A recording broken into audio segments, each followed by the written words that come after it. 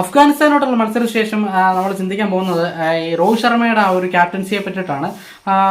എടുത്തു പറയേണ്ട ഒന്ന് രണ്ട് കാര്യങ്ങൾ ഞാൻ പലതവണ പറഞ്ഞിട്ടുണ്ട്. ഒരു ക്യാപ്റ്റന്റെ ഏറ്റവും വലിയൊരു ഒരു പ്രസൻസ് ഓഫ് മൈൻഡും കാര്യങ്ങളും ഐഡിയയും ബുദ്ധിയും ശക്തിയും എല്ലാം അറിയുന്നത് ബോളിംഗ് ടൈമിലായിരിക്കും, നമ്മൾ ഫീൽഡ് ചെയ്യുന്ന സമയത്തായിരിക്കും. അപ്പം അങ്ങനെ വെച്ച് നോക്കുമ്പോൾ ഫീൽഡ് ചെയ്യാൻ കുറച്ച് ബോളിംഗ് ചേഞ്ചസുകൾ മാത്രം രോഹിത്തിന്റെ ഭാഗത്തു നിന്നുണ്ടായ ചില ബോളിംഗ് ചേഞ്ചസും അതായത് വേണ്ടുന്ന റിസൾട്ട് കിട്ടിയ ചില ബോളിംഗ് ചേഞ്ചസിനെ പറ്റിയിട്ടാണ് നമ്മൾ ഇന്ന് നോക്കാൻ പോകുന്നത്. അതിനകത്ത് വേറെ ഒന്നല്ല, അപ്പോൾ നമുക്കറിയാം ബുംറയും ഹർഷദീപ് ഉള്ള മെയിൻ ബോളേഴ്സ്, പേസ് ബോളേഴ്സ് ആയിട്ടുള്ളത്. പിന്നെ ഹർദിക് പാണ്ഡ്യയാണ്. അപ്പോൾ തന്നെ ഈ 4 ഓവർ, ബുംറയുടെ 4 ഓവർ നല്ല രീതിയിൽ തന്നെ നമ്മൾ എറിയേണ്ടതാണ്. അല്ലെങ്കിൽ ആ 4 ഓവറാണ് പലയിടത്തും നമുക്ക് ബ്രേക്ക് ത്രൂ വേണ്ടിടത്ത് നമുക്ക് വിശ്വസിച്ച് കൊടുക്കാൻ പറ്റിയൊരു ബോളർ എന്ന് പറയാൻ നമുക്ക് ബുംറ മാത്രമേ ഉള്ളൂ. ഇവിടെ ആദ്യ ഓവറിൽ തന്നെ ഹർഷദീപ് 11 റൺസ് വഴങ്ങി. ഓർക്കുക, നമുക്ക് ബുംറയുടെ 4 ഓവറേ ഉള്ളൂ. അപ്പോൾ ബുംറയെ അവരുടെ ഒരു ഓവർ എടുത്ത് ഇടുക എന്നുള്ളതും വളരെ ഡിഫിക്കൽട്ടായിട്ടുള്ളൊരു ഒരു ഒരു കാര്യം തന്നെയാണ്. അപ്പോൾ അത് എടുക്കാനുള്ളത് എല്ലാ ക്യാപ്റ്റന്മാർക്കും അങ്ങനെ കഴിയണമെന്നില്ല.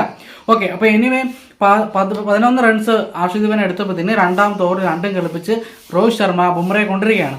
കാരണം ബാക്കിയുള്ള 150 റൺസ് നമുക്കുണ്ട്. ഇനിയും ഈ ഓവറിൽ വിക്കറ്റ് പോയില്ലെങ്കിൽ അത് ഭയങ്കര ബുംറയുടെ ഒരു ഓവർ വെറുതെ നഷ്ടപ്പെട്ടു എന്നുള്ള രീതിയിൽ വരും.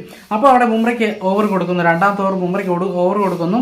ആ ഓവറിൽ ഈ പറയുന്ന പോലെ ഏറ്റവും അപകടകാരിയായിട്ടുള്ള ഗുർബാസിന്റെ വിക്കറ്റ് നമുക്ക് കിട്ടുന്നു.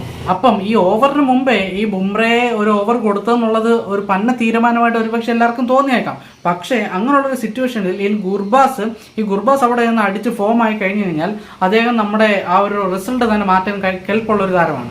അപ്പം എത്രയും പെട്ടെന്ന് തന്നെ അദ്ദേഹത്തിന്റെ വിക്കറ്റ് എടുക്കുക എന്നുള്ളതും നമ്മുടെ ഒരു പ്രധാന ഒരു കാര്യമാണ്. അപ്പോൾ അതുകൊണ്ട് തന്നെ ആ ഒരു ഡിസിഷനിൽ എടുത്തുകൊണ്ട് ആ ബുംറയെ അവിടെ ഇടുകയും അവിടെ നമുക്ക് തീർച്ചയായിട്ടും വിക്കറ്റ് കിട്ടുകയും ചെയ്ത് ഒരു വളരെ പോസിറ്റീവായിട്ടുള്ള ഒരു കാര്യം തന്നെയായിട്ട് എനിക്ക് തോന്നുന്നുണ്ട്.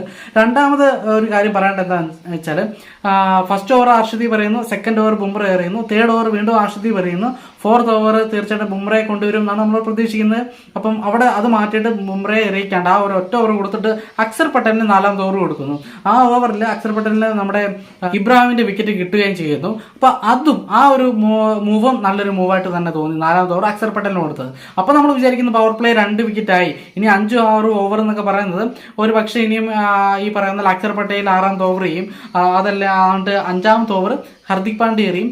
ഇനിയും ഹർഷദീപ് സിംഗിനെയും ബുംറയെ ഇനി ഉപയോഗിക്കത്തില്ല, പ്രത്യേകിച്ച് ബുംറയെ പവർ പ്ലേ, കാരണം ഓൾറെഡി 2 വിക്കറ്റായിട്ട് അവർ ഡൗൺ ആയിട്ട് നിൽക്കുന്ന സമയമാണ്.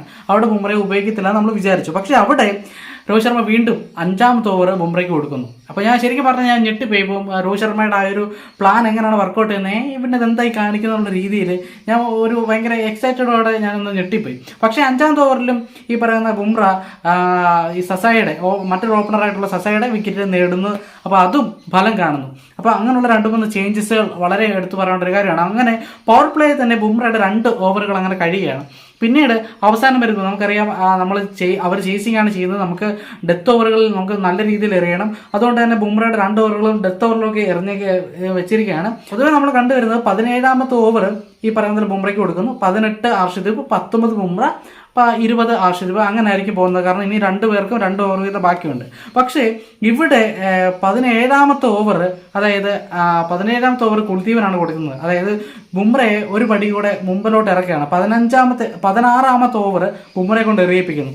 അപ്പോൾ സാധാരണ 17ാമത്തെ ഓവറാണ് ബുംറ എറിയേണ്ടത്, 16ാമത്തെ ഓവർ കുൽദീപുമാണ് എറിയേണ്ടത്. അല്ലെങ്കിൽ സ്പിന്നേഴ്സ് ഉണ്ടെങ്കിൽ ആ 16 ഓവറിന് മുമ്പായിട്ട് തന്നെ സ്പിന്നേഴ്സിനെ തീർക്കുകയാണ് പൊതുവെ ചെയ്യുന്നത്. പക്ഷേ അവിടെ ബുംറയെ കൊണ്ടുവരുന്നു, അവിടെ ബുംറ കിട്ടും. അപ്പോൾ ഞാൻ ഓർത്തു, എന്താണ് കുൽദീപിന്റെ ഒരു ഓവർ, സ്പിന്നറിന്റെ അവിടെ ഒരു ഓവർ ബാക്കി കിടക്കുക. അപ്പോൾ ഇനി ഡെത്ത് ഓവറുകൾ സ്പിന്നേഴ്സിനെ കൊണ്ടുവന്നാൽ ഒരു പക്ഷെ അത് നമ്മുടെ കയ്യിൽ നിന്ന് പോകാനുള്ള സാധ്യതയുണ്ട്.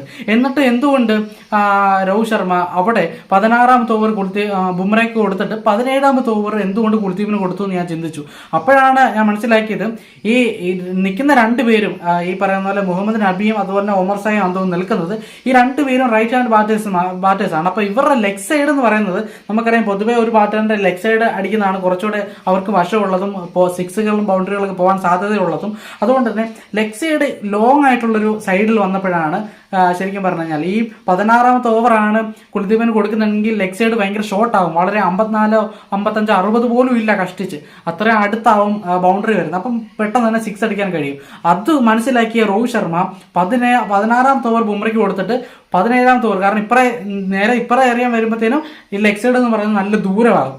അങ്ങനെ മുഹമ്മദ് നബി അവിടെ ഒരു അടി അടിച്ചത്, ഒരെണ്ണം ഓഫ് സ്റ്റാമ്പിന്റെ അവിടെ അടിച്ചു, സ്ട്രൈറ്റ് ആയിട്ട് കവറിന്റെ അവിടെ ഒരെണ്ണം അടിച്ചു, അത് 6 പോയി. അവിടെ കാരണം കാറ്റ് അങ്ങോട്ടാണ് വരുന്നത്. അപ്പം നേരെ കാറ്റിന് ഓപ്പോസിറ്റ് ലെഗ് സൈഡ് വരുമ്പോൾ കാറ്റിന് ഓപ്പോസിറ്റാണ് അടി വരേണ്ടത്. അവിടെ മുഹമ്മദ് നബി പടക്കണൊരു അടി കൊടുത്തു കുൽദീപ് യാദവ് അടുത്ത ബോളിൽ. ആ ബോൾ കാറ്റിന് ഓപ്പോസിറ്റുമാണ് പോകുന്നത്. അപ്പോൾ കാറ്റിൻ്റെ ഒരു സമ്മർദ്ദവും കൂടെ ഉണ്ട്. അതുപോലെ തന്നെ ലോങ് സൈഡുമാണ്. അവിടെ ഏകദേശം ബൗണ്ടറി, ആ അടി എന്താണ് 6 പോകേണ്ട അടിയാണ്.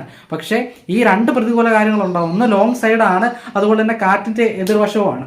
ഈ 2 കാര്യങ്ങളുള്ളതുകൊണ്ട് തന്നെ ബൗണ്ടറിയുടെ അടുത്ത് തന്നെ വെച്ചിട്ട് ജഡേജ ആ ക്യാച്ച് എടുക്കുകയും ചെയ്തു. അപ്പം ആ രോഹിത് ശർമ്മയുടെ ഒരു പ്രസൻസ് ഓഫ് മൈൻഡ് ആണ് ശരിക്കും പറഞ്ഞാൽ ഞാനിവിടെ പറയാൻ ഉദ്ദേശിച്ചത്. അപ്പം അങ്ങനെ ചില കാര്യങ്ങളൊക്കെയാണ് രോഹിത് ശർമ്മയുടെ ഭാഗത്തു നിന്ന് ഉണ്ടായിട്ടുള്ളത്. അപ്പോൾ അങ്ങനെയുള്ള മാറ്റങ്ങളിലൊക്കെ റിസൾട്ടുകൾ ഉണ്ടോ എന്നുള്ളതാണ്, നമുക്ക് അനുകൂലമായിട്ടുള്ള റിസൾട്ടുകൾ കണ്ടു എന്നുള്ളതാണ് വളരെ പ്രധാനപ്പെട്ട ഒരു കാര്യം. എന്തായാലും മറ്റു മത്സരങ്ങളുടെ റിവ്യൂമായിട്ടും ക്രിക്കറ്റ് സംബന്ധമായിട്ടുള്ള വീഡിയോയുമായിട്ടും നമുക്ക് വീണ്ടും കാണാം.